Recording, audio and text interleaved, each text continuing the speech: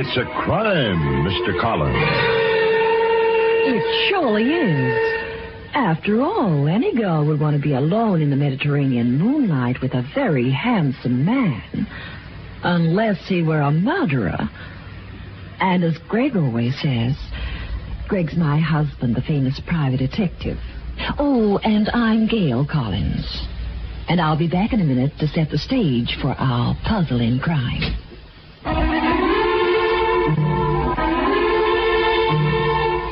It's a crime, Mr. Collins. And just what were you doing in the Mediterranean area? Well, Jack, Greg had been on a case that called for our flying from San Francisco, our headquarters, to Rome. And when my favorite private detective had finished the case, well, he and I are that way about the exquisite coast of Italy above Rome, the Italian Riviera. So we decided to hop over there for fun and games. Greg had collected a nice fat fee, so off we went. I know, to Rapello, Santa Margherita. Been there? No, been to a lot of travelogue movies, though. Tell us how this crime got underway, huh? Well, Greg and I found a heavenly little place called Sonforno, and a few days after we arrived, I went to the village to do some shopping, leaving Greg alone, sprawled on the beach. Excuse me. You Greg Collins, a famous detective. I'm sorry to disturb you. My name's Terry Manton, and I want to engage you to do a job of investigation for me. Now, Miss Manton, I'm on a vacation. You've got to listen to me. It's about the murder of Hank Lawrence. He was shot dead in his villa a few days ago. Yeah, I read about it in the paper. And if there's more to the story, I'll be glad to wait for tomorrow's installment. You see, I was just going in for a dip. I'll pay you $1,000 not to take that dip. Best offer I've had today. You know who killed Hank Lawrence? They told me in the village that you're an excellent detective. My problem can't be taken to the police. You still haven't answered my question. Do you know anything about Hank Lawrence? No. He was a gangster in the States. Then the authorities caught up with him. He was deported. He made his home here.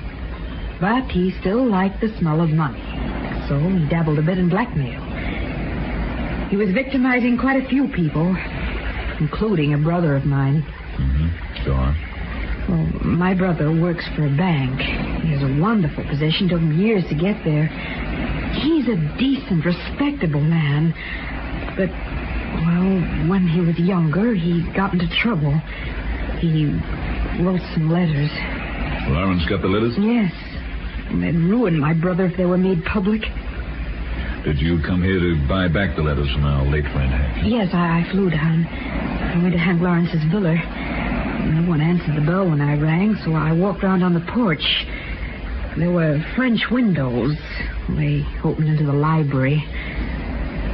I saw Lawrence there. Dead. I was horribly frightened. I didn't call for help. I just ran away. Nice, convincing story, Miss Manton. But it's true, Mr. Collins. I don't want the police to know about my brother's letters, but you've got to find them for me. They're in Lawrence's house, maybe in that library. Maybe. Will you help me? Right after I take that dip.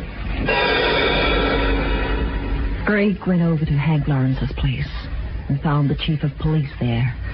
A tall, gray-haired guy who looked just like Victoria De Sica, only his name was Morani. Glad to know you, Captain Morani. I, too, am glad to meet you, Mr. Collins. But I am wondering just why you are interested in this case. Well, you see, Captain, I'm a private detective, and although I'm supposed to be on vacation at the present time, I just can't help pricking up my ears when someone mentions the word murder. It is an interesting word, I agree. And an interesting occupation. But don't let me interrupt you, Captain. Please go on with what you were doing when I arrived. I was looking for something. A clue? Fingerprints? Cigarette butts? Stuff like that?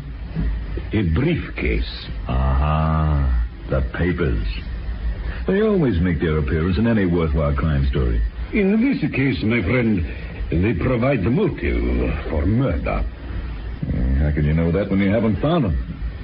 This Lawrence was a blackmailer. That we know for certain. You've talked to some of his victims? Yes. And learned that Lawrence kept his mementos in a brown Alligator briefcase. That is what I came to find, Mr. Collins. But I'm not having much luck. Interesting layout he had here. What's through that door? It leads to an anteroom, but that has already been searched. The briefcase, nothing at all. Yeah. Tell me, Captain, you know a girl named Terry Manton? I know she is young, good-looking. I know she came here by plane from the United States. I know she is at the Miramar Hotel. She says Lawrence was blackmailing her brother. Is that all she said? That's all so far. Would you like me to ask her some questions? Oh, I can handle it, thanks, Captain. Good. But if you need any help, telephone me at this number. That night we were having dinner on a terrace overlooking the sea. Suddenly an agitated little man came bursting in on us. Senor Collins, I beg your pardon. They told me you were dining here on the terrace. Yeah? What is it? I am Ambrosio Kelly. I must speak to you about the murder of Hank Lawrence. I was at the villa when he was killed. Where were you? Is it all right to... Go on, speak up. I'm his wife. I often help my husband on a case. Yeah. Now. I am in the business in Rome. During the war, a very unfortunate thing happens. I was innocent, but... Isn't that odd? Everybody's implicated, but everybody's innocent. But I am. And Lawrence had the papers to prove it. I went to see Lawrence. He asked me to wait. There is, how you say, an anteroom. I sat there. Lawrence closed the door to the library. I waited a while, then I heard the shots. I was very frightened. I hid myself behind the screen. Then you saw the murderer? No. Whoever it was ran out of the library very quickly. It was dark in the anteroom. I peeked through the screen. All I saw was a cape, a long cape. Yeah? That's all you saw? Absolutely. So the murderer could have been a man or a woman. You think you'd know the cape if you saw it again? I am not sure. I think so. Well, we can't clear up very much unless you tell your story to the police. No, I cannot. They might think I killed Senor Lawrence. No. I'd think about it twice if I were you. Give me until the morning. Please. Let me think about it. I will not disappear. Do not make me go now to the police station. I beg of you. Let him go, Greg. I think he's telling the truth. Yeah, but... Please, Greg. My woman's intuition. That again. All right. But don't get panicky and decide to make like the birds and fly the coop. Oh, do not worry. Oh, thank you, Senor Collins. You are molto sympathetic. You have a loving heart. Mille grazie. See, Greg? You are monkey-wrenching this case, but good. I know he's innocent, Greg. How do you know? I just have a feeling. Well, you wouldn't understand that, friend. You're too cold. Yeah, I am where murder is concerned. So? Greg Collins, what are you doing? Calling police headquarters. Keep your ears pinned, friends. We'll be back in a minute with more of our story. When I saw Greg pick up that phone, I really think I hated him. Is that police headquarters? With all the mean despicable. Headquarters, Captain Morani, please. Don't you dare turn that poor chap in. Hello?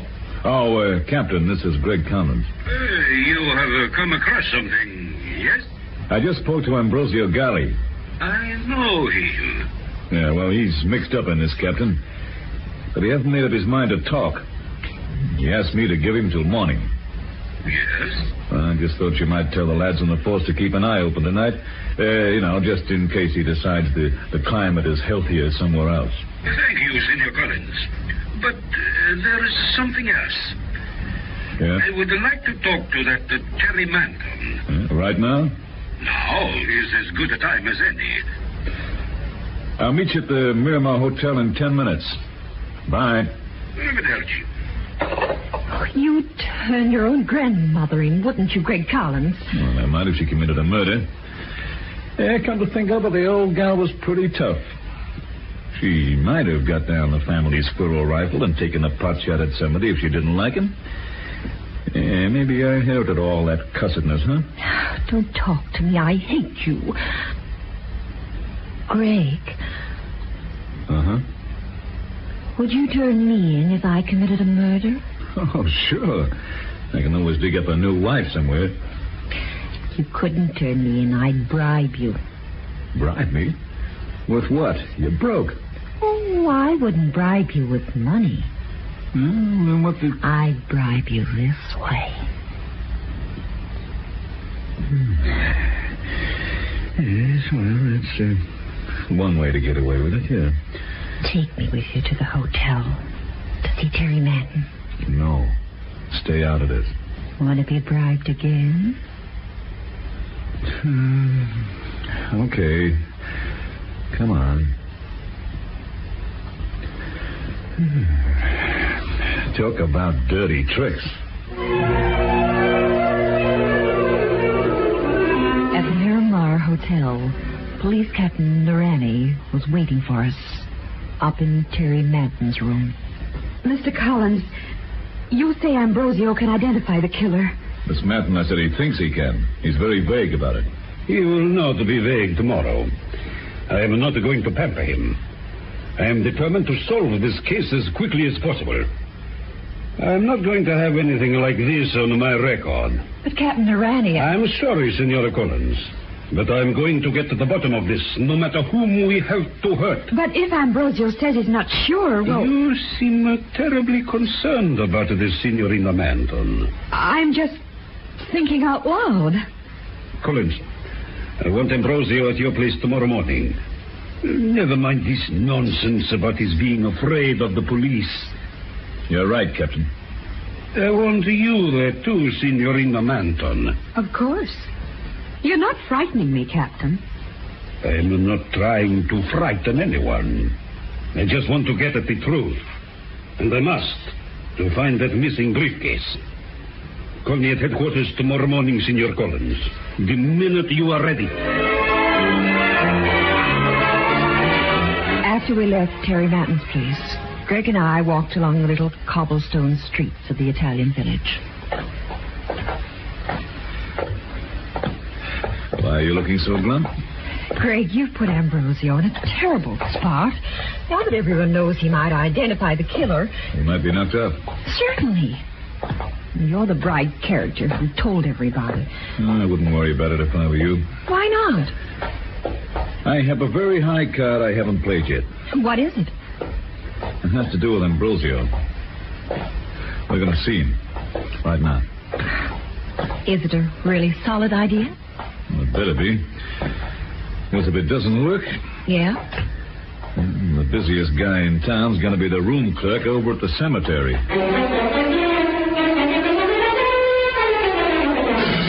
We went to Ambrosio's place. Luckily, he was still alive. Greg outlined a plan to him. And the next morning, Terry Manton and Ambrosio were at our hotel room. Greg decided to chat with them first before calling headquarters. Now, Ambrosio, look at Miss Manton. Could she have been a killer? I don't know. Go on. Yes or no? Wanted to put on a cape? Please, I'm so nervous. Suppose we all have a cup of coffee. How's that? Miss Manton? Oh, yes, thank you. Signor Galli? Yes, it will help me. Greg? No. Sugar? Please. Ambrosio, I asked you if you could be definite about Miss Manton. Well, I would have to see her. Stand up, Miss Manton. But you know I said stand up. Turn around. That about the right height? Yes, it is. I would say. What's wrong? The coffee. Greg is falling. But don't stand there, Greg. We've got to help him. We can't help him, Gail. The way he looks, I'd say he's got enough poison in him to kill 6 men. Gally lay on the floor of our room. And of course, when Terry Manton dropped the sugar into his cup, she could have also dropped a poison capsule. But don't go away. In just a minute, we'll bring you the climax of the case. About 10 minutes later, Captain Morani arrived. He was furious about everything. Why did you not call me much earlier, Signor Collins? Frankly, Captain, I thought that police tactics on Terry and Ambrosio might not accomplish as much as a quiet chat. A quiet chat. See what you accomplished? Ambrosio is dead. Our only witness. The autopsy might show something interesting, Captain. The local coroner... Do you know how long it will take for the local coroner to do an autopsy? On the way to the hospital, he might decide to take a nap for a week. No. You have bungled it, Signor Collins. You took the only lead we had and threw it away. All I can do now is give up. Well, It is all over, I tell you. We have not got the briefcase. We have not got the killer. I will send in a report that the case is closed. I will recommend it to be forgotten. But, Captain... He's right, Gail. We haven't much that'll stand up in court. The great detective from the States. Why don't you take the next plane home, Signor Collins? It would be a pleasure to escort you to the airport.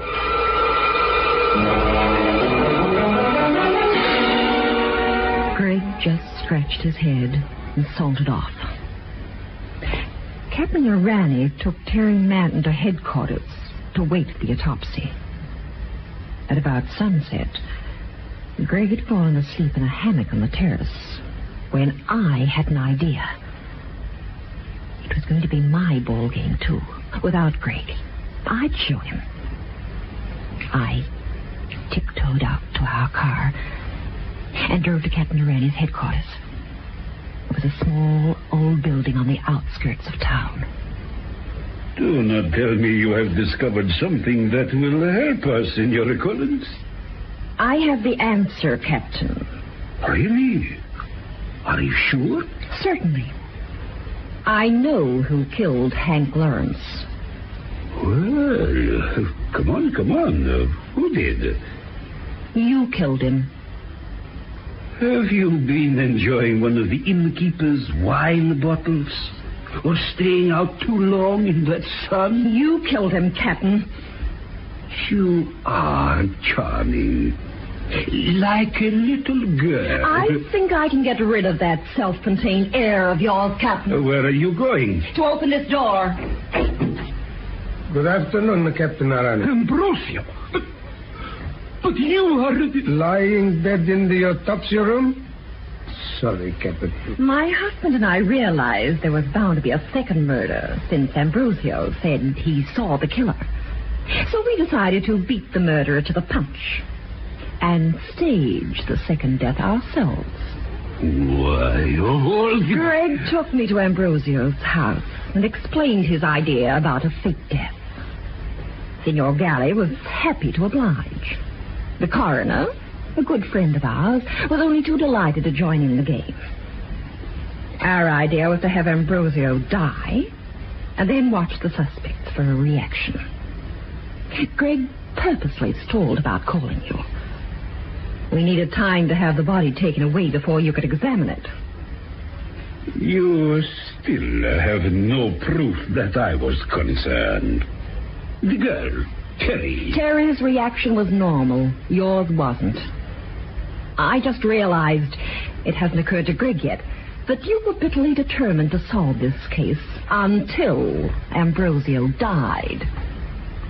Go on. He has a gun. You made a mistake, Senora Collins. You thought there would be other people here at the headquarters. You forgot this is a very small village. And we are alone here. And it is going to cost you your life. That briefcase you've been looking for. It's in my hands. It always has been. I was being blackmailed too. And now I have some unfinished business. You and Ambrosio are going to have an accident. We have oil lamps here, Senora Collins. It seems you came here to discuss the case. One of the lamps fell over. There was a fire. You and Ambrosio were burned beyond recognition. You've always underestimated my husband, Captain Morani. He held a trump card before. He'll turn up now. I will just step out by the door. Get over by that table, both of you. If you try to come towards the door when the fire starts, I will shoot. Knock over that oil lamp, Senora Collins. I said knock over that lamp. Senora. Come on. I'm a very good shot. Knock it over. Oh, Mio. Keep standing there. Do not move. It will not be long now. It really is not too painful. The curtains will burn in a moment.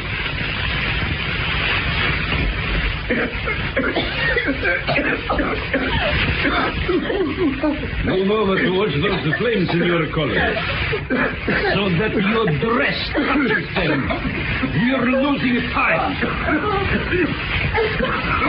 Listen, get closer to the flames. Put the gun down, Morani. Collins, my shoulder. Go on, Ambrosio, run. Run through the door. Your wife, she's going to faint. Go ahead, get out of here. I've got her.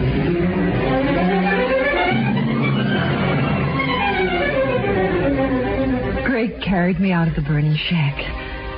Ambrosio made it just in time. Greg turned Captain Morani over to the officials in San Forno. Morani revealed that the briefcase with all the incriminating papers in it had gone up in flames.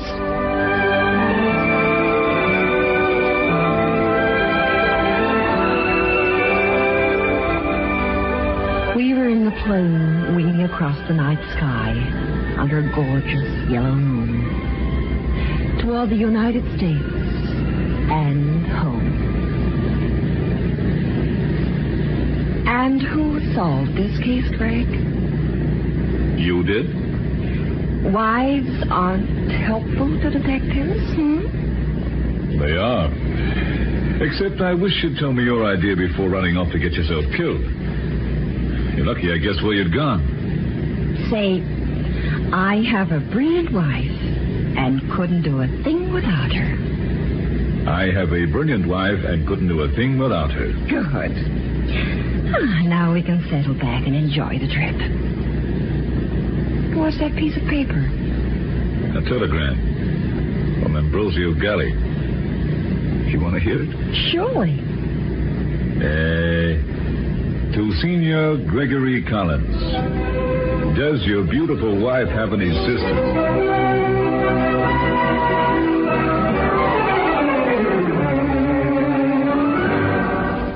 Footnote to the story. When we got home, I told all my girlfriends that any woman who thinks her husband doesn't appreciate her should go to San Forno. The next morning, the line outside the travel bureau was 2 blocks long. Don't go away. In just a moment, we'll be back with you. Well, folks, Gail and I hope you enjoyed our adventure, the Brown Alligator Briefcase. Be sure to visit us next time for another puzzle in murder. For where there is crime and romance. There you'll find Mr. and Mrs. Collins.